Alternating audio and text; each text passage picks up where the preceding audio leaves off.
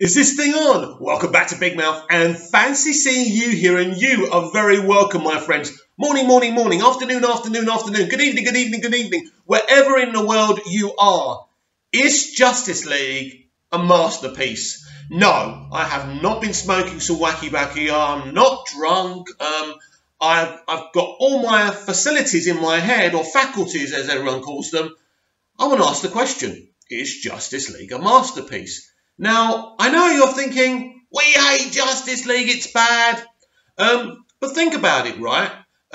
This film had to be put together by another director, using most of the footage from the other director. So, there's so little footage of Joss Whedon in this film, he couldn't even be credited as the director, because there's a rule. You have to direct a certain amount of a movie to be called a director, which basically means most of the actual footage is Zack Snyder's. Now, for the first time in the DCEU, in Zack's involvement within the DCEU, Zack actually had a hand in writing the story of Justice League, which is the first thing. Again, that was very, very interesting, because if they had doubts over him after Batman v Superman, then they allowed him to have part of the story and not just shape the way the film looks, the way the actors perform. As a director, he was actually co-writing the story as well. Very, very interesting. So here's a film, right, which is mostly directed by Zack Snyder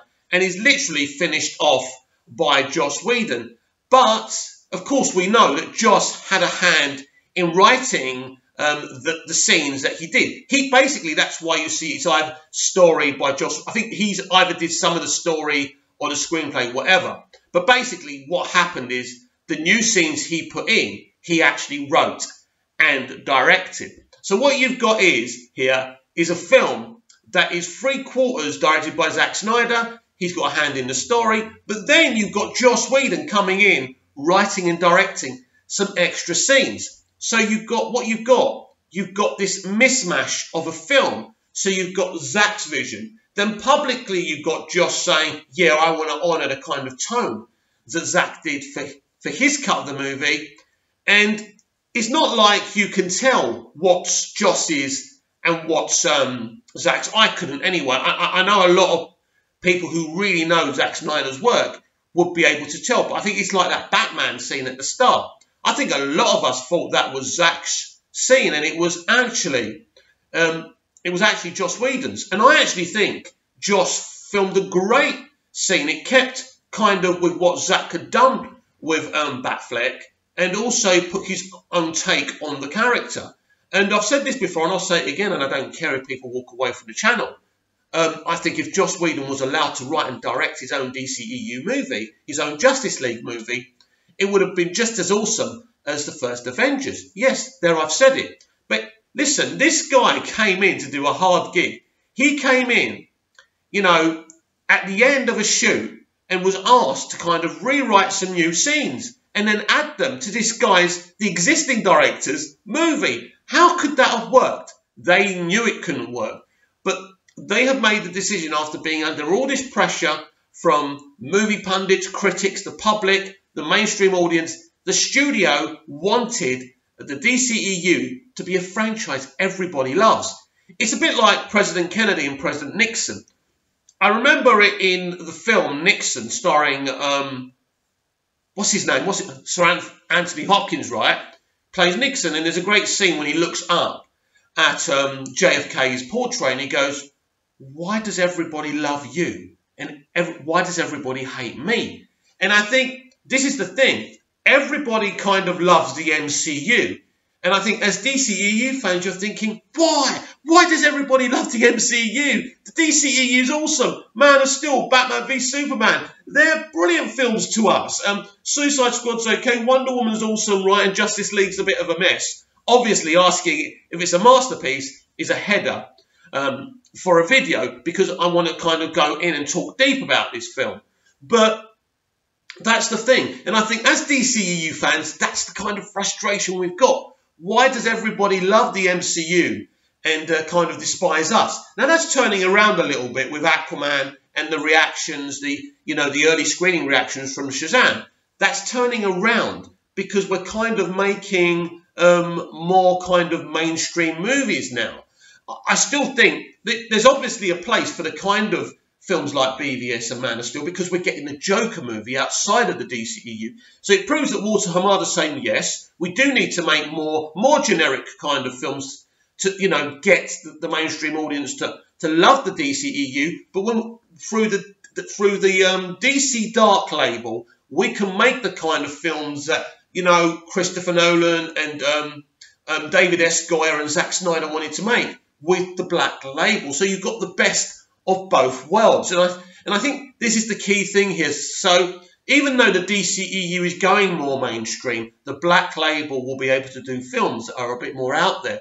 But the key thing is, because this is the problem the mainstream audience had with BVS, not so much MOS, but BVS they had, because they thought they were coming to watch a mainstream kind of Avengers type kind of film.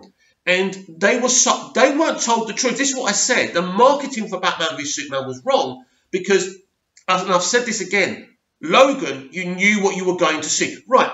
If Logan was a film, right, if you went to see Logan, right, and they showed you these trailers of these great, awesome, epic fights, a few gags, you know, really bright kind of colour tones and colour palettes, right, and you went there and you saw the film you saw, some people who didn't want to go and see that would have been disappointed and would have slaughtered the movie, and so would have critics, because they would have been sold a kind of false impression of the film. And this is what happened with BVS. We were being sold, who will win? These two are going to fight. That's the main point of the film. It wasn't. I love the film, but the point is the mainstream audience was suckered in to go and watch it because they thought it was going to be something it wasn't.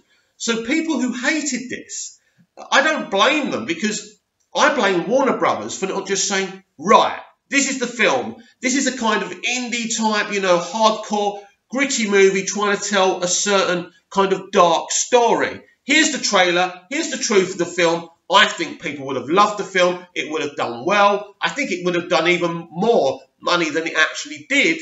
And everybody would have been happy and there wouldn't have been a controversy. And this is what really got the DCEU continuing in this kind of negative atmosphere where everyone hated us and everybody loved the MCU. As I say, you've got a Nixon-Kennedy situation where it's, why do they love them and hate us?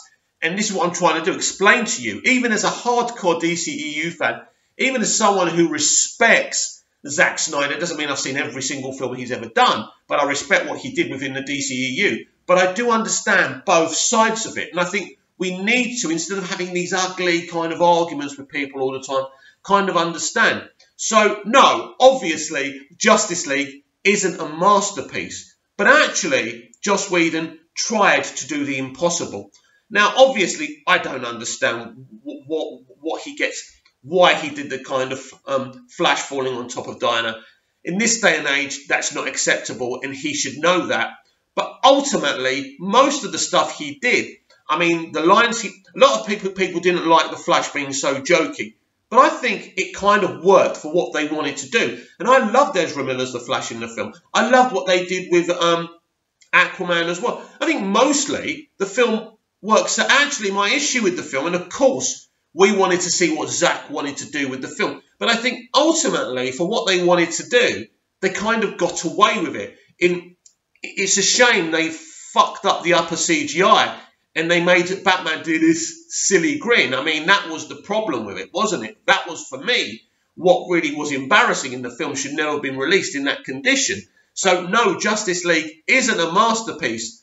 But ultimately, it made $650 million. And I think Warner Brothers were glad to make that. No, of course, they wanted to make an epic movie that made a couple of billion. But they knew that wasn't going to happen. They just needed to get this film out. They'd spent money on it, get it out of the way, and fix this franchise. And that, my friends, is exactly what's happening now.